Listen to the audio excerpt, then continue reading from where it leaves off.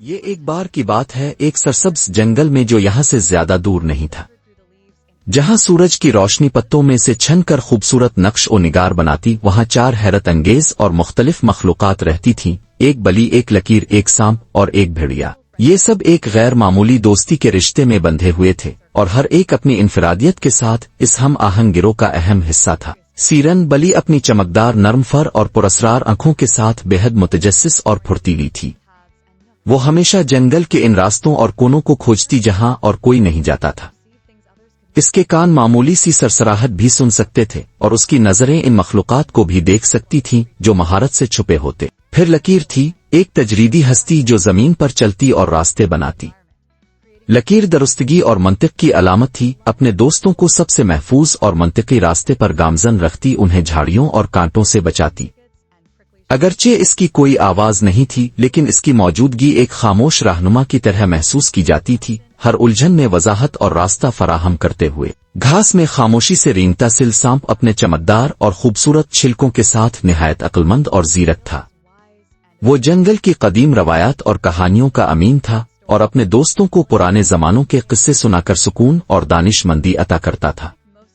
عام سانپوں کے برعکس سل نرم دل تھا، اور اپنے دوستوں کی پریشانی میں انہیں دلاسا دیتا تھا۔ اور پھر فینر بھیڑیا طاقت اور بہادری کا پیکر تھا۔ اس کی موجودگی میں ایک وقار تھا، اور وہ ہمیشہ اپنے ساتھیوں کی حفاظت کے لیے تیار رہتا۔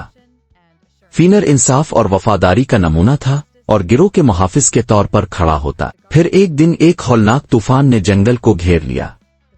ہوائیں بھیڑیوں کی مانند گرج رہی تھیں، اور آسمان دھمکدار آوازوں سے لرز رہا تھا۔ تمام مخلوقات بے چین تھیں، کیونکہ ان کے گھر قدرت کی سختی کے رحم و کرم پر تھے۔ سیرن نے تجویز دی کہ وہ سب سل کے خفیہ بلوں میں پناہ لے سکتے ہیں، جہاں انہیں وقتی طور پر تو تحفظ مل سکتا تھا، مگر یہ مستقل حل نہیں تھا۔